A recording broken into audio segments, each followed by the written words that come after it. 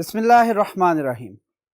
अस्सलामुअलैकुम dear students, I am professor Waqar Ali. आज हम डिस्कस करेंगे lecture number 23, chapter number 3 object oriented programming in C++ में से एक्सरसाइज का रिमेनिंग पार्ट। लास्ट लेक्चर में हमने एक्सरसाइज का क्वेश्चन नंबर 1 जो कि MCQs बेस्ड था उसको सॉल्व किया था। फिर उसके बाद क्वेश्चन नंबर 2 जो कि शॉर्ट क्वेश्चंस पे बेस्ड कर रहा था, उसके फर्स्ट 5 पार्ट्स कंप्लीट किए थे। आज हम सॉल्व करना स्टार्ट करेंगे पार्ट नंबर 6 से आगे। अब चलते हैं और डिस्कस करते हैं सबसे पहले जो क्वेश्चन नंबर 2 का पार्ट नंबर 6। यहां पर देखें जो पार्ट नंबर 6 है वो डिमांड क्या कर रहा है, वो कहता है what will be the output of the following statements. और कहते हैं इसमें उसने 3 डिफरेंट टाइप्स की स्टेटमेंट दी है और ये सारी की सारी सी आउट की स्टेटमेंट है। सी आउट की स्टेटमेंट हमें पता होना चाहिए कि बेसिकली ये किस पर्पस के लिए इस्तेमाल की जाती हैं, आउटपुट के लिए। और अब हम इसको वन बाय वन सॉल्व करते हैं। कहते हैं देखें सी आउट की स्टेटमेंट में हमने कहा था कि स्ट्रिंग और आपके जो वेरिएबल्स हैं या कांस्टेंट जो कि डिफरेंट अरिथमेटिक एक्सप्रेशन के अंदर इस्तेमाल किए जा रहे होते हैं उनको हम यहां पर डायरेक्टली लिख सकते हैं। लिहाजा जो स्ट्रिंग का पोर्शन है वो एज इट इज आ जाता है, यानी कि जब हम इसकी आउटपुट लिख रहे होंगे तो आउटपुट में 17/3 क्योंकि विद इन डबल कोट्स है ये एज इट इज आएगा, इज इक्वल टू। अब जरा इससे आगे वाला काम बड़ा इंपॉर्टेंट है, यहां पर जरा गौर कीजिएगा। 17/3 है, अगर हम 17 और 3 को डिवाइड करना चाहें तो 17 क्या बनेगा 3 × 5 15, रिमेनिंग क्या बच रहा है 2। अब जरा गौर कीजिएगा 17 भी एक इंटीजर वैल्यू है और 3 भी आपकी क्या एक इंटीजर वैल्यू है। 17 भी क्या आपकी एक इंटीजर वैल्यू है और 3 भी एक इंटीजर वैल्यू है। जब इंटीजर वैल्यू को डिवाइड किया जाएगा इंटीजर वैल्यू से तो आंसर भी आपका क्या आएगा, इंटीजर ही आएगा। लिहाजा यहां पर मैं अगर पॉइंट लगाकर इसे सॉल्व भी कर लूं तो पॉइंट और इसके बाद की वैल्यू को क्या कर दिया जाएगा, डिस्कार्ड कर दिया जाएगा। ट्रंकेट का वर्ड स्पेशली इसके लिए इस्तेमाल किया गया था, ट्रंकेट कर दिया जाएगा। लिहाजा यहां पर आपको क्या लिखा हुआ नजर आएगा 5। क्यों, 17 भी आपका क्या है इंटीजर है, 3 भी इंटीजर है, लिहाजा यहां पर 5 पॉइंट जो भी आता रहेगा उसको क्या करता रहेगा, वो उसको रिमूव कर देगा, ट्रंकेट कर देगा और सिर्फ जो उसका इंटीजर पार्ट है वो सामने क्या कर देगा, डिस्प्ले कर देगा। बात क्लियर हुई। अब हम चलते हैं नेक्स्ट आपका क्वेश्चन नंबर 2 का पार्ट 6 का बी पार्ट। अब चलते हैं यहां पर अगेन क्या आपकी सी आउट की स्टेटमेंट है। पहली स्ट्रिंग एज इट इज आएगी जिसमें लिखा हुआ है 10.0/4 इज इक्वल टू। ये देखें ये स्ट्रिंग है इसलिए एज इट इज आपकी क्या हो जाएगी, आउटपुट स्क्रीन पर प्रिंट हो जाएगी। लेकिन जैसे ही हम दोबारा इंसर्शन ऑपरेटर के बाद देखेंगे तो यहां पर अब हमें डिफरेंस फील हो रहा होगा। वो डिफरेंस क्या है कि पहली वैल्यू जो 10.0 है ये अब इंटीजर नहीं है, ये क्या है आपकी फ्लोटिंग पॉइंट वैल्यू है। और दूसरी आपकी क्या है 4, ये क्या है इंटीजर। हमने पढ़ा था टाइप कास्टिंग के अंदर कि अगर 2 डिफरेंट डाटा टाइप्स का आपके पास डाटा हो तो ऑटोमेटिकली क्या करता है, बड़ी डाटा टाइप के अंदर उसे कन्वर्ट कर लेता है। लिहाजा कंसीडर करें कि वो इसको भी क्या कर लेगा 4.0। अब जब हम इसे डिवाइड करेंगे 10.0 को 4 से, 4 × 2 क्या बनता है 8, रिमेनिंग क्या बचेगा 2। 0.0 है, पॉइंट को ऊपर ले जाएं, 0 नीचे आ जाएगा, 4 × 5 आपका क्या बन जाएगा 20, रिमेनिंग 0। अब इसका मतलब है कि जी सिर्फ फ्लोटिंग पॉइंट होने की वजह से आपका आंसर यहां पे क्या हो गया 2.5। लिहाजा यहां पर लिखा हुआ नजर क्या आएगा 10.4 इज इक्वल टू, ये 10.0 डिवाइडेड बाय 4 किसके इक्वल बन जाएगा आपका 2.5। यहां तक बात क्लियर होगी। अगर यहां पर भी सिर्फ 10 होता, पॉइंट की वैल्यू ना होती और 4 भी सिर्फ 4 ही होता जैसे कि अभी मौजूद है तो इसका आंसर क्या आना सर 2। या दूसरा एंगल क्या है कि यहां पर 10 होता और यहां पर क्या हो जाता 4.0, तब भी आंसर 2.5 ही आना था। क्यों, क्योंकि दोनों में से कोई एक वैल्यू भी अगर आपकी क्या हो जाए पॉइंट होल्ड कर रही हो, फ्लोटिंग पॉइंट में हो, तो वो छोटी डाटा टाइप का जो डाटा है उसको किस में कन्वर्ट कर देता है, बड़ी डाटा टाइप के अंदर, और ये इम्प्लिसिटली टाइप कास्ट हो जाता है। बात क्लियर जी। नेक्स्ट लास्ट जोन से इसका पार्ट है 6 पोर्शन का, वो देखते हैं कि क्या है। अब यहां पे देखें एक बहुत बड़ी जो इक्वेशन है उसे सॉल्व करने की कोशिश की गई। बहुत बड़ी इक्वेशन कैसे, यहां पे देखें लिखा हुआ है 40/5, ये जो आपका परसेंटेज सिंबल है जिसे हम रिमाइंडर या क्या कहते हैं modulus symbol, remainder 3 multiply by 7, ये स्ट्रिंग है, इसके साथ और क्या लिखा हुआ है, इज इक्वल टू। यहां तक डबल कोट्स के अंदर लिखा हुआ है और ये एज इट इज आएगा। याद रखिएगा डबल कोट्स के अंदर भी आपकी कुछ सिंबल्स जो कि एस्केप सीक्वेंसेस है वो एज इट इज डिस्प्ले नहीं होते, उनका पर्पस डिफरेंट है, वो डिफाइन है, वो हम एस्केप सीक्वेंस का जो लेक्चर पढ़ चुके हैं उसके अंदर डिटेल से डिस्कस किया जा चुका है। अब इस पूरे एक्सप्रेशन को सॉल्व करना है, जरा गौर कीजिएगा। डिवीजन है, रिमाइंडर है, मल्टीप्लिकेशन है, तीनों ऑपरेटर्स की प्रेसिडेंस क्या है, सेम है। अगर प्रेसिडेंस सेम है तो फिर कौन सा लेवल आ जाता है, एसोसिएटिविटी का, यानी कि जो लेफ्ट से राइट साइड पे पहला आपका ऑपरेटर आ रहा है उसे पहले सॉल्व कर दें। इसे रफ वर्क के तौर पे जरा हम ऊपर जरा देख लेते हैं। 40/5 क्या बनता है आपका, अगर गौर करें तो ये बन जाएगा 8 को अगर हम रिमाइंडर करें 3 के साथ तो ये इसका आंसर क्या आएगा 2, और 2 का अगर हम मल्टीप्लाई करें 7 के साथ तो ये क्या आ जाएगा 14। लिहाजा जो आपका आंसर यहां पे आएगा इस पूरी इक्वेशन का वो क्या आएगा 40/5 रिमाइंडर 3 इंटू 7। दोबारा देख लें 40/5 क्या होता है 8 रिमाइंडर 3 क्या बनेगा 2 इंटू 7 क्या बनेगा 14। लिहाजा यहां पर आपको जो आंसर लिखा हुआ नजर आएगा वो क्या होगा, पूरी की पूरी आउटपुट स्टेटमेंट ये नजर आ रही होगी, दैट इज 40/5 रिमाइंडर 3 इंटू 7। ये लेफ्ट टू राइट एग्जीक्यूट होगा, क्यों, क्योंकि तमाम के तमाम ऑपरेटर्स की जो प्रेसिडेंस है वो क्या है, बिल्कुल सेम है। और जब भी प्रेसिडेंस सेम होती है तो फिर क्या करते हैं हम एसोसिएटिविटी को देखते हैं, और अरिथमेटिक के अंदर हम एसोसिएटिविटी डिस्क्राइब कर चुके हैं कि हमेशा क्या होती है लेफ्ट टू राइट और राइट टू लेफ्ट। जब लास्ट लेक्चर हमने डिस्कस किया था एसोसिएटिविटी के हवाले से तो उसके अंदर ये बात की गई थी कि जी एसोसिएटिविटी राइट टू लेफ्ट करेंगे तो आपका आंसर करेक्ट नहीं आएगा। बात क्लियर होगी, गुड। अब हम मूव करते हैं टुवर्ड्स नेक्स्ट बोर्ड और इसके जो से एक्सरसाइज के रिमेनिंग क्वेश्चंस हैं उनकी तरफ चलते हैं। चलें मूव करते हैं टुवर्ड्स नेक्स्ट बोर्ड। जी डियर स्टूडेंट्स, क्वेश्चन नंबर 2 का पार्ट नंबर 6 हम कर चुके हैं जिसके ए, बी और सी पार्ट थे। अब हम चलते हैं क्वेश्चन नंबर 7 की तरफ। 7 क्वेश्चन में जरा गौर कीजिएगा कि वो डिमांड क्या कर रहा है। डिमांड कह रहा है evaluate the following integer expression. Make sure वो क्या बात कर रहा है, इंटीजर एक्सप्रेशन। यहां पर कोई भी फ्लोटिंग पॉइंट की बात अब नहीं कर रहा। उसके लिए उसने कुछ 6 एग्जांपल्स हैं जिनको हम 1 बाय 1 सॉल्व करने की कोशिश करते हैं।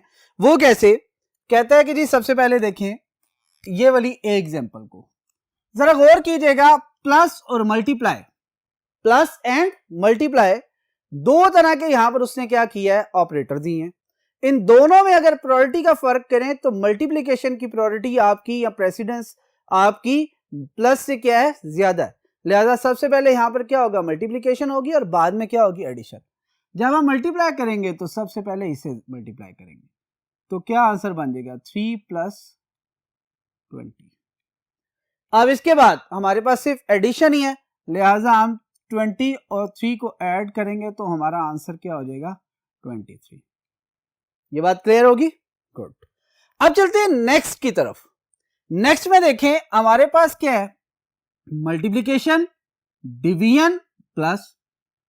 मल्टीप्लिकेशन और डिवीजन की प्रायोरिटी प्लस से क्या है, ज्यादा है, लेकिन दोनों की प्रायोरिटी मल्टीप्लिकेशन और डिवीजन की क्या है, सेम। लिहाजा इनको पहले सॉल्व करेंगे लेफ्ट टू राइट।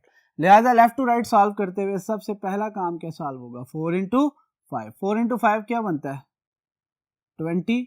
बाकी एक्सप्रेशन आपका क्या होगा, एज इट इज आ जाएगा। ये बात क्लियर होगी, कि 4 इंटू 5 किए तो 20 आया, वो एज इट इज, बाकी एक्सप्रेशन अब आपका क्या हो गया, एज इट इज आ गया। अब यहां पे देखिए डिवीजन है तो इसकी प्रायोरिटी क्या ज्यादा है, लिहाजा 20/10 करेंगे तो 10 टू द 20 होता है, लिहाजा यहां पर क्या आ जाएगा 2, और जो आपका +8 है वो एज इट इज आ गया। अब सिर्फ क्या रह गया, एडिशन। जब एडिशन आई है तो 2 + 8 क्या करेंगे हम, ऐड कर लेंगे, then answer will be 10। This one is your correct answer, जिसमें हमने प्रेसिडेंस की बात भी की है और साथ साथ आपकी एसोसिएटिविटी की बात भी की। जी नेक्स्ट एक्सप्रेशन की तरफ चलते हैं। सी जो पार्ट है क्या कहता है, 3 into, लेकिन आगे इसने क्या कर दिया है, राउंड ब्रैकेट्स दे दी। राउंड ब्रैकेट्स मैथमेटिक्स के अंदर भी क्या कहते हैं, इनकी प्रायोरिटी सबसे हाई हो जाती है। क्यों कहते हैं, पैरेंथेसाइज करने का मतलब ये है कि ये पोर्शन आपका सबसे पहले सॉल्व होगा। अब जरा गौर करें, 3 into पैरेंथेसाइज किया 2 + 7 × 4। जब हम पैरेंथेसाइज किए हुए एक्सप्रेशन पे गए तो हमें पता चला वहां पे दो ऑपरेटर हैं, एक आपका कौन सा है प्लस का, दूसरा आपका कौन सा है मल्टीप्लाई का। लिहाजा यहां पर हम क्या करेंगे, सबसे पहले मल्टीप्लाई को सॉल्व करेंगे, पहले इसे सॉल्व करें। पिछला एक्सप्रेशन एज इट इज लिख रहा हूं, ये 2 + 7 × 4 क्या बना आपका 28। यहां तक बात क्लियर होगी। 7 × 4 28 है, वो 28 एज इट इज नीचे आ गया। जो आपके पैरेंथेसाइज के अंदर था एक वैल्यू और थी जो कि प्लस के साथ थी, दैट इज 2, वो भी एज इट इज आ गई। अभी पैरेंथेसाइज वहीं पर वहीं है, और मल्टीप्लिकेशन के साथ बाहर क्या लिखा हुआ था 3, वो भी आपके सामने। इससे आगे चलते हैं। पहली वैल्यू 3 × एज इट इज आएगी, क्योंकि ये अभी सॉल्व नहीं होगी। अभी क्या होगी, सबसे पहले ये पैरेंथेसाइज सॉल्व होंगे। कहता है 28 + 2 क्या बन गया आपका 30, लिहाजा यहां पर 30 वैल्यू एज इट इज आ जाएगी। क्योंकि ये अकेली है लिहाजा इसको पैरेंथेसाइज करने की जरूरत नहीं है। लिहाजा अब जब इसे सॉल्व करेंगे 30 × 3, then answer will be 90 and this one is your correct answer. Third example भी आपको समझ में आ गई। अब चलते हैं फोर्थ एग्जांपल की तरफ, जो कि आपकी एवेल्युएशन के लिए, एक्सप्रेशन के लिए थी। यहां पे जरा गौर कीजिएगा, बहुत इंपॉर्टेंट है। 20 - 2 / 6 + 3। 20 - 2 / 6 + 3। इनमें से सबसे हाईएस्ट प्रायोरिटी किसकी है, डिवीजन की है। प्लस माइनस ये बाद में होंगे, मल्टीप्लाई डिवाइड या रिमाइंडर की प्रायोरिटी हमेशा क्या होती है आपकी, हाई होती है। लिहाजा इसको पहले सॉल्व करना। जरा गौर कीजिएगा, न्यूमिनेटर की वैल्यू डिनोमिनेटर से क्या है, कम है। इसका मतलब है वैल्यू स्टार्ट ही किसी होगी पॉइंट से, यहाँ 0 से मल्टीप्लाई होने के बाद। इसका मतलब है जो भी आंसर आएगा वो 0 पॉइंट के साथ आएगा। लिहाजा जब इसे डिवाइड करेंगे द आंसर विल बी 0। 0 आ गया, लेफ्ट और राइट की वैल्यू एज इट इज आ गई। 20 - 0 + 3, क्योंकि 2/6 जब एवेल्युएट होगा तो आंसर क्या आएगा आपका 0, क्योंकि ये इंटीजर एक्सप्रेशन है। क्वेश्चन में वो पहले बात कर चुके हैं कि ये क्या है, इंटीजर एक्सप्रेशन है, और इंटीजर के अंदर पॉइंट का कोई चांस नहीं है। लिहाजा यहां पर क्या आ गया 0। अब जरा पहले देखें, दोनों माइनस और प्लस की प्रायोरिटी सेम है, लिहाजा पहले लेफ्ट वाली वैल्यू इसको सॉल्व करेंगे तो 20 आ जाएगा, आगे क्या है 3। अब इन दोनों को सॉल्व करेंगे तो क्या आ जाएगा 23। बात क्लियर होगी डियर स्टूडेंट्स जी। मूव करते हैं अब नेक्स्ट, बहुत इंपॉर्टेंट एग्जांपल। यहां पे जरा गौर कीजिएगा, 20 - 2 पैरेंथेसाइज डिवीजन बाय 6 + 3, दोनों पैरेंथेसाइज। अब दोनों तरफ आपकी क्या है, पैरेंथेसाइज है। और पैरेंथेसाइज मैंने क्या कहा था, जब सेम प्रायोरिटी आ जाए तो क्या करते हैं, लेफ्ट टू राइट।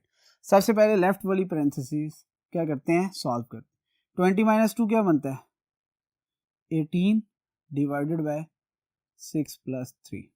आप चाहें तो यहाँ पे इसे भी सॉल्व कर सकते हैं, लेकिन हमें पता होना चाहिए कि लेफ्ट टू राइट ही वर्किंग करते हैं। लिहाजा ये एज इट इज आएगा 18 / 6 + 3 आपका क्या हो जाएगा 9। अब जब 18 को 9 से डिवाइड करेंगे देन आंसर विल बी 2। बात क्लियर होगी। दोबारा बता रहा हूं, देखिए राउंड ब्रैकेट्स लगने की वजह से ये पहले सॉल्व हुआ, क्योंकि यहाँ पे भी राउंड ब्रैकेट्स है, यहाँ पे भी राउंड ब्रैकेट। लेफ्ट साइड पे ये थी, ये पहले सॉल्व किया, उसका आंसर आया। जो राइट साइड वाली थी फिर उसको सॉल्व करके 9 आ गया। इन दोनों को डिवाइड किया, 18 / 9 आपका क्या आ जाता है 2। ये आपका करेक्ट आंसर है। ठीक हो गया। अब चलते हैं लास्ट की तरफ। लास्ट में सिर्फ एक की ही ऑपरेटर है, that is your remainder operator. अब जरा इसको जरा रिमेनिंग वैल्यू की तरफ अगर जाना हो तो आप सॉल्व कर लें। 25 7 7 इंटू 3 21, रिमेनिंग क्या बचता है 4, लिहाजा इस पूरे एक्सप्रेशन का आंसर क्या होगा आपका 4। बात क्लियर होगी, कोई इश्यू तो नहीं है यहां तक? गुड। अब चलते हैं हम नेक्स्ट 8th पार्ट की तरफ। जरा गौर कीजिएगा कि 8th पार्ट की तरफ हम चलते हैं। 8th पार्ट में क्या है, कहता है evaluate the following having integers and floating point data type. यानी कि अब आपके पास जो एक्सप्रेशन है उनके अंदर इंटीजर वैल्यूज भी हैं और साथ साथ में क्या आपके फ्लोटिंग पॉइंट वैल्यूज भी हैं। लिहाजा अब ज्यादा केयरफुल होके हमें काम करना है। ऊपर वाले जितने एक्सप्रेशन थे हमें पता था सारे के सारे क्या हैं, इंटीजर हैं। लिहाजा जहां पे भी पॉइंट में वैल्यू आने की बात होगी हम क्या कर देंगे, स्किप कर देंगे। और जैसे ही हम यहां पर क्या हुआ है, अब इंटीजर और फ्लोटिंग पॉइंट आ गए हैं, तो अब हमें गौर करना पड़ेगा कि ये एक्सप्रेशन में फ्लोटिंग पॉइंट जहां पे है वहां पे कैलकुलेट करने के बाद आपका आंसर भी किस में आना चाहिए, फ्लोटिंग पॉइंट। ठीक हो गया। पहला एक्सप्रेशन देखते हैं। पहला एक्सप्रेशन देखें क्या कहता है, 10.0 फ्लोटिंग वैल्यू है, 15/2। अब जरा गौर करें, 15/2 दोनों इंटीजर है, प्लस 4.3 प्लस डिवीजन प्लस, इसका मतलब है सबसे पहले सॉल्व किसने होना है, डिवीजन। ठीक हो गया। अब जरा गौर करें दोनों वैल्यू डिवीजन की साइड पे कौन सी है, ये वो वैल्यू है जो दोनों इंटीजर है। 2 इंटू 7 करूं 14 बनता है, 2 इंटू 8 करूं तो 16 बनता है। लिहाजा ये जब डिवाइड होगा तो आंसर विल बी 7। अगर कंप्लीट डिवाइड करूं तो 7.5 बनता है। लिहाजा पॉइंट और 5 को उसने क्या कर दिया, इग्नोर कर दिया। क्यों? क्योंकि दोनों वैल्यूज आपकी क्या है, आपकी इंटीजर है। ठीक हो गया। इससे आगे पीछे की वैल्यू एज इट इज लिख दें, 10.0 प्लस 4.3। अब इसे सॉल्व कर लें, ये क्या बनेगा, अगर गौर करें 10.0 और 7 बेसिकली ये बनता है 17.0 प्लस 4.3। इन दोनों को सॉल्व कर लें, 17 और 4 आपका क्या बनता है 21.3, 3 और 0 बेसिकली क्या बनता है, this one is your answer of this expression. बात क्लियर होगी, कोई इश्यू तो नहीं है। 15/2 था लिहाजा 7 आया, क्योंकि दोनों साइड पे इंटीजर था, कोई एक भी फ्लोट होता तो आंसर क्या हो जाता, चेंज हो। बात अब जरा गौर कीजिएगा, ये क्या लिखा हुआ है, 10.0 प्लस 15/2 प्लस 4.3। बी एक्सप्रेशन को जरा देखिएगा, क्या है 10.0 प्लस 15.0, वहां पे क्या था 15/2 प्लस 4.3, यहां पर उसने 15.0 कर दिया है। इसका मतलब है ये एक्सप्रेशन आपका जो है, ये वाला जो डिवीजन के साथ आ रहा है, इसमें एक वैल्यू आपकी क्या हो चुकी है, फ्लोटिंग पॉइंट हो चुकी है। लिहाजा यहां पर भी सबसे पहले डिवीजन सॉल्व होगी, डिवीजन सॉल्व होके आपको आंसर क्या मिलेगा 7.5। यहाँ पे आगे वैल्यू आ जाएगी 4.3, पीछे आपकी एज इट इज वही वैल्यू 10.0। यहां तक बात क्लियर। अब 1 बाय 1 इनको क्लियर करें। 10.0 और ये क्या बन जाएगा आपका 17.5 प्लस 4.3। अब इन दोनों को ऐड करें, 17 और 4 क्या बनते हैं 21.5 और 0.3 क्या बनते हैं 0.8, and this one is your correct answer. अब जरा गौर करें दोनों में, इसमें क्योंकि इंटीजर था तो वही 0.5 की वजह से इसका आंसर क्या आ गया 21.3, इसका आंसर क्या आ गया 21.8। बात क्लियर होगी। इसका थर्ड एक्सप्रेशन देते हैं जो कि बहुत ज्यादा इंपॉर्टेंट है, फिर आगे डिस्कशन करते हैं। यहां पे जरा गौर कीजिएगा, 4/6 मल्टीप्लाई बाय 3.0 प्लस 6। जरा गौर करें, डिवीजन मल्टीप्लिकेशन एडिशन, डिवीजन और मल्टीप्लिकेशन की प्रायोरिटी या प्रेसिडेंस प्लस से ज्यादा है, लिहाजा इन दोनों ने पहले सॉल्व होना है। अब इन दोनों में से पहले कौन सा सॉल्व होगा, जो लेफ्ट टू राइट पहले ऑपरेटर आएगा। लेफ्ट पे कौन सा है 4/6, 4 और 6 दोनों के हैं इंटीजर है। अगर इंटीजर है तो न्यूमिनेटर की वैल्यू डिनोमिनेटर से कम है, लिहाजा इसका आंसर क्या बन जाएगा आपका 0 मल्टीप्लाई बाय 3.0 प्लस 6। बात क्लियर। अब जरा यहां पे गौर करें, कहते हैं किसी भी वैल्यू को मल्टीप्लाई कर लें 0 के साथ, आंसर आपका फिर क्या हो जाएगा 0, क्योंकि मल्टीप्लिकेशन और डिवीजन में से मल्टीप्लिकेशन पहले होनी है। 0 + 6 और 0 + 6 को ऐड कर लें तो आंसर विल बी 6। यहां तक बात है, उम्मीद है कि ये क्लियर हो चुका होगा कि इंटीजर एक्सप्रेशन को जब हम सॉल्व करते हैं तो वो किस तरह सॉल्व होता है, और जब हम फ्लोटिंग पॉइंट जो सा आपका एक्सप्रेशन है जिसमें इंटीजर वैल्यूज भी हैं फ्लोटिंग भी हैं, तो उन दोनों को बड़े गौर से देखते हुए सॉल्व करना होता है। जैसे कि अभी मैंने पहले बात की है, ए में देखें यहाँ पर 15/2 था तो आंसर क्या आ जाता 7, यहाँ पर क्या है 15.0/2 था तो आंसर क्या आ गया 7.5। क्यों? क्योंकि एक वैल्यू ऐसी थी जो कि आपकी क्या होल्ड कर रही थी, आपकी फ्लोटिंग पॉइंट वैल्यू होल्ड कर रही थी। और अगर कोई एक भी डिवीजन के लेफ्ट और राइट में से कोई एक भी वैल्यू अगर फ्लोटिंग पॉइंट होगी तो आंसर भी आपका किस में आएगा, फ्लोटिंग पॉइंट में। यहां तक बात क्लियर होगी इंशाल्लाह। उम्मीद है कि ये सारी बातें क्लियर हो चुकी होंगी। ठीक है, अब हम मूव करते हैं टुवर्ड्स नेक्स्ट क्वेश्चन। ठीक है, और नेक्स्ट बोर्ड पे चलते हैं कि जी नेक्स्ट जो क्वेश्चंस हैं उनको हमने किस तरह सॉल्व करते हैं। चलते हैं, मूव करते हैं टुवर्ड्स नेक्स्ट बोर्ड। जी डियर स्टूडेंट्स, यहां पे जरा गौर कीजिएगा, दो क्वेश्चन लिखे हुए, दोनों क्वेश्चन ऐसे हैं जिनके अंदर प्रोग्राम आपके सामने है और आपने क्या करना है, इन प्रोग्राम्स की आउटपुट को डिस्प्ले करना है। और ये क्वेश्चन नंबर 2 के पार्ट नंबर 9 और 10 है। ठीक है, सबसे पहले डिस्कशन करते हैं पार्ट 9 के हवाले से। जरा गौर कीजिएगा, लेफ्ट साइड पे आपको पार्ट 9 नजर आ रहा है और राइट साइड पे आपको पार्ट 10 नजर आ रहा है। सबसे पहले 9 को डिस्कस करते हैं। 9 के अंदर अगर आए, हम साथ साथ कोशिश करेंगे हर स्टेटमेंट के साथ साथ उसकी वर्किंग करते जाएं, ताकि जब हम आउटपुट लिखने की बारी है तो हमारी आउटपुट एक्यूरेट नजर आए।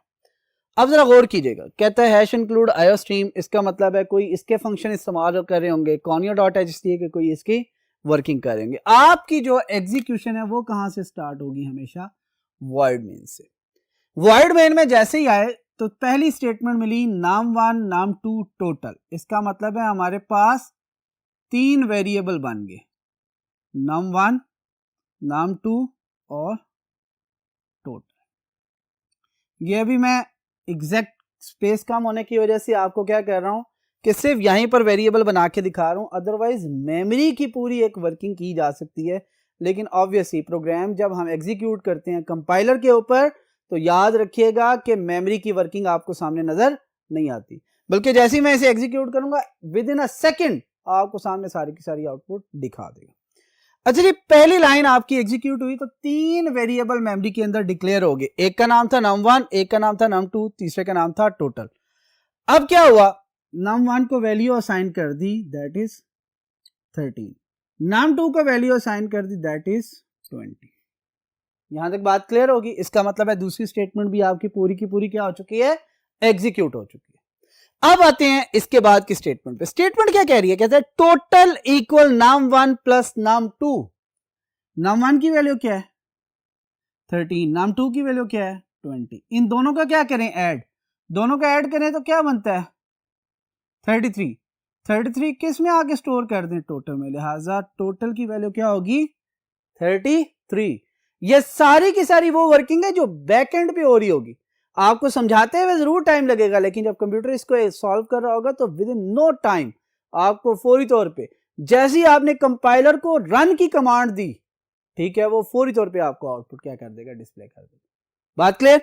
अब चलते हैं नेक्स्ट, कौन सी स्टेटमेंट है, सी आउट की।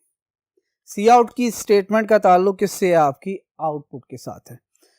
हम क्या कंसीडर करते हैं, this one is our output screen.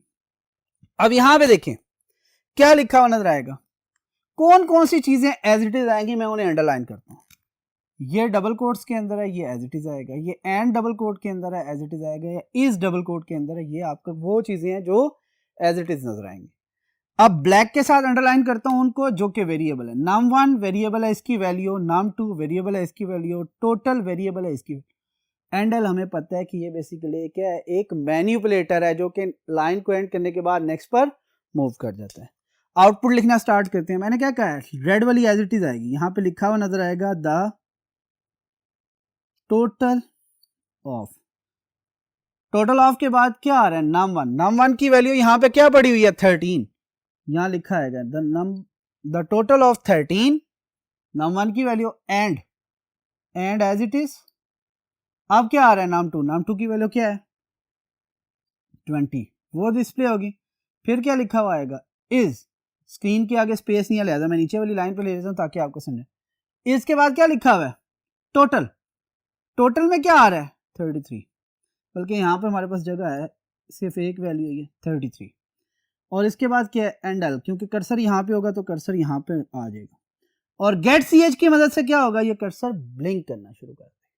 बात क्लियर हो रही है, गेट सी एच की वजह से ये क्या होगा, कर्सर ब्लिंक करना शुरू कर देगा। अब जरा दोबारा वर्किंग देख लें, इसको एक गो में देखते हैं।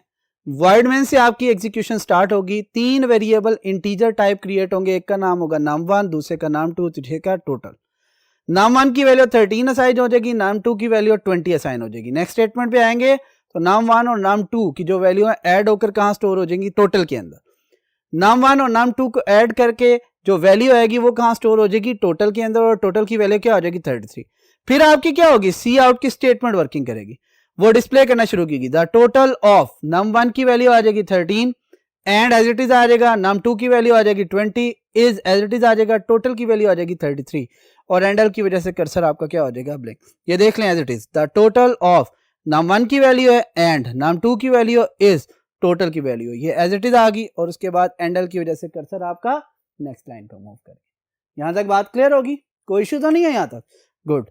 अब हम चलते हैं दूसरी आउटपुट की तरफ ताकि हम इसको कंप्लीट कर सकें। अब यहां पे देखें अगेन आयोस्ट्रीम corner.h और आगे वर्ड में। अब जरा यहां पर हमें स्पेस और कम होगी है, वर्किंग हम साथ साथ लाइन के एंड पे करते जाएंगे।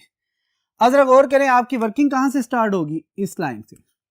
एक वेरिएबल क्रिएट हुआ n, और n को साथ ही उसने वैल्यू भी दे दी है, n की वैल्यू क्या है इनिशियल 10। सी आउट की स्टेटमेंट आई, सी आउट की स्टेटमेंट तो एज इट इज प्रिंट करती है, लिहाजा ये जो डबल कोट्स के अंदर है ये एज इट इज लिखा आएगा। क्या लिखा हुआ नजर आएगा, the initial value of n is, ये डबल कोट्स के अंदर था। जैसे ही आगे इंसर्शन ऑपरेटर है n की लेटेस्ट वैल्यू अभी क्या चल रही है 10, लिहाजा यहां पे क्या हो जाएगी 10, और एंड एल की वजह से कर्सर कहां पे चला जाएगा, नेक्स्ट लाइन के ऊपर। यहां तक बात क्लियर होगी। अब जरा गौर करें, यहां पर एक नेक्स्ट स्टेटमेंट आई, इसका मतलब है ये स्टेटमेंट आपकी क्या हो चुकी है, एग्जीक्यूट हो चुकी है। इसके बाद आपकी नेक्स्ट स्टेटमेंट आई n plus plus plus plus क्या है, इंक्रीमेंट स्टेटमेंट है। इसका मतलब है यहां पर पहुंच के n की जो प्रीवियस वैल्यू थी 10 वो क्या हो चुकी होगी 11। अब ये n की लेटेस्ट वैल्यू है। उसके बाद फिर सी आउट की स्टेटमेंट आई, वो क्या कहता है, the value of n is now, सबसे पहले एज इट इज ये लिखे, the value of n is now. Again क्या डिस्प्ले कर रहा है, n की वैल्यू को, n की लेटेस्ट वैल्यू क्या है 11, लिहाजा ये 11 आया, एंड एल की वजह से कर्सर कहां चला गया, नेक्स्ट लाइन। बात क्लियर होगी, good. n plus plus again आया, n की लेटेस्ट वैल्यू 11 थी, यहां पर क्या हो जाएगी 12, फिर प्लस प्लस आया, यहां पे लेटेस्ट वैल्यू क्या हो जाएगी 13। अब लेटेस्ट वैल्यू क्या है हमारे पास 13, ये याद रखिएगा 2 टाइम्स उसने इंक्रीज किया है, n plus plus semicolon n plus plus, इसका मतलब है इंक्रीमेंट की 2 स्टेटमेंट्स आई हैं, लिहाजा 2 टाइम्स जब इंक्रीज करेंगे तो हमारे पास 11 से 12 और 12 से 13 पर चला गया। अब यहां पे क्या लिखा हुआ नजर आएगा, the value of n is now, n की लेटेस्ट वैल्यू क्या है 13, एंड एल की वजह से आप कहां चले जाएंगे, इस लाइन पे। यहां पे जरा गौर कीजिएगा, यहां पे पहले प्लस प्लस था, यहां पे क्या आ गया माइनस माइनस। माइनस माइनस क्या है, डिक्रीमेंट स्टेटमेंट है, यानी कि ये 1 का डिक्रीज करेगी। लेटेस्ट वैल्यू 13 थी, अब इसको ये क्या कर देगी 12, n की लेटेस्ट वैल्यू क्या होगी 12, लिहाजा यहां पर आएगा और सी आउट की स्टेटमेंट डिस्प्ले कर देगा, the value of n is now 12, और कर्सर आपका इमीडिएट नेक्स्ट लाइन पे चला जाएगा, और गेट सी एच की वजह से ये कर्सर आपका क्या होना शुरू हो जाएगा, ब्लिंक करना शुरू कर देगा। यहां तक बात क्लियर हुई। जरा दोबारा देखते हैं, जैसे ही मेन से वर्किंग स्टार्ट होगी, मेमोरी के अंदर एक वेरिएबल क्रिएट होगा जिसका नाम होगा n, उसको वैल्यू असाइन की जाएगी 10। जैसे ही 10 असाइन हुई, सी आउट की स्टेटमेंट आई, उसने उस n की वैल्यू को क्या किया, डिस्प्ले कर दिया, जिसकी वैल्यू क्या आई, the initial value of n is 10। फिर उस n की वैल्यू को इंक्रीज किया, n की लेटेस्ट वैल्यू पहले 10 थी, अब क्या होगी 11। सी आउट आई, उसमें लिखा the value of n is now, n की लेटेस्ट वैल्यू 11 थी, n की जगह 11 प्रिंट हुई।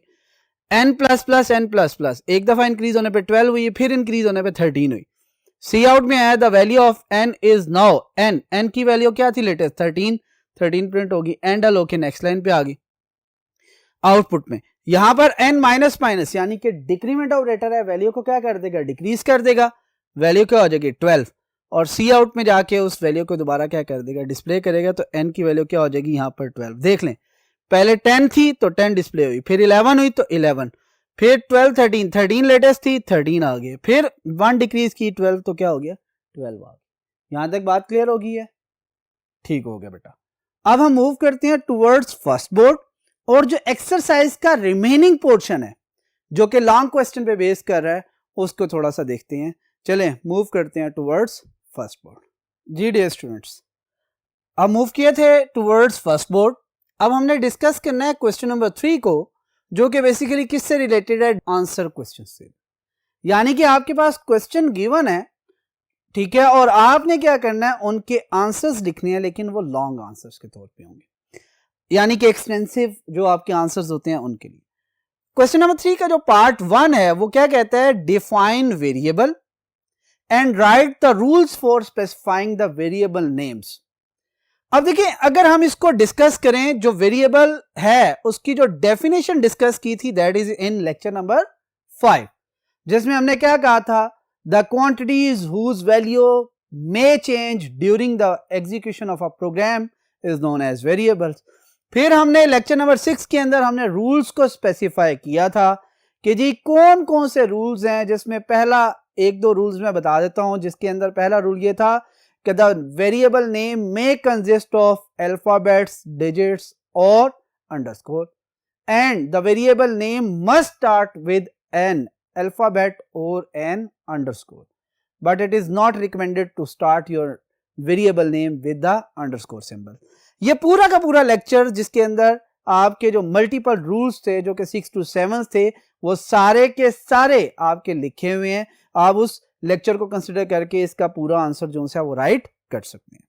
अब चलते हैं सेकंड क्वेश्चन की तरफ, बहुत इंपॉर्टेंट है। Why type casting is used, explain the different types used for the casting of the variables और data type।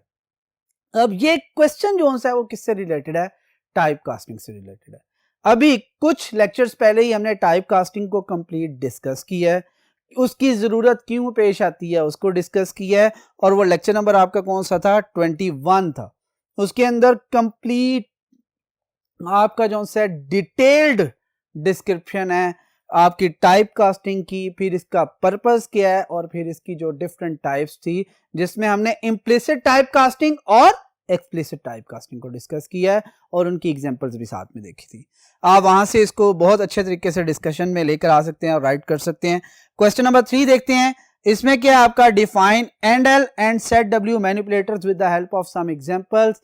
ठीक है, ये भी हम डिटेल डिस्कशन इसकी कर चुके हैं। ये एक सिंगल लेक्चर के अंदर हमने लेक्चर नंबर 14 के अंदर डिस्कस किया था, जिसके अंदर मैनिपुलेटर का तस्करा किया गया था, फिर कौन सी हेडर फाइल इस्तेमाल की जाती है, एंड एल और सेट डब्ल्यू का पर्पस क्या है, इन्हें किस तरह इस्तेमाल किया जाता है, और इसकी एग्जांपल्स हमने डिटेल में डिस्कस की हैं। लेक्चर नंबर 14 आप कंसिडर कर सकते हैं, सेम चैप्टर नंबर 3 का। और फोर्थ क्वेश्चन क्या है, what is meant by precedence of operators. ठीक है, प्रेसिडेंस की बात की थी, एसोसिएटिविटी की बात की थी लेक्चर नंबर 19 के अंदर, जो कि ये बता रहा था कि ऑपरेटर्स जो से हैं डिफरेंट टाइप्स की, उनकी प्रायोरिटी क्या है, उनकी प्रेसिडेंस क्या है, किसकी जो सी प्रेसिडेंस हाई है, किसकी प्रेसिडेंस लो है, और जब वो सॉल्व हो रहे होते हैं तो कौन से ऑपरेटर पहले एवेलुएट होते हैं और कौन से बाद में एवेलुएट होते हैं। ये लेक्चर नंबर 19 आप डिटेल में दोबारा अगर सुनेंगे, देखेंगे, समझेंगे तो आपको ज्यादा अच्छे तरीके से आएंगे, और उसके बाद आप अपनी नोटबुक्स पे, कॉपीज पे इसे नोट डाउन कर सकते हैं। ठीक हो गया बेटा। आई थिंक कि हमारी यहाँ पर एक्सरसाइज जो सी है वो क्या हो चुकी है, कंप्लीट हो चुकी है। इंशाअल्लाह नेक्स्ट लेक्चर में आपसे फिर मुलाकात होगी। Thank you, Allah Hafiz.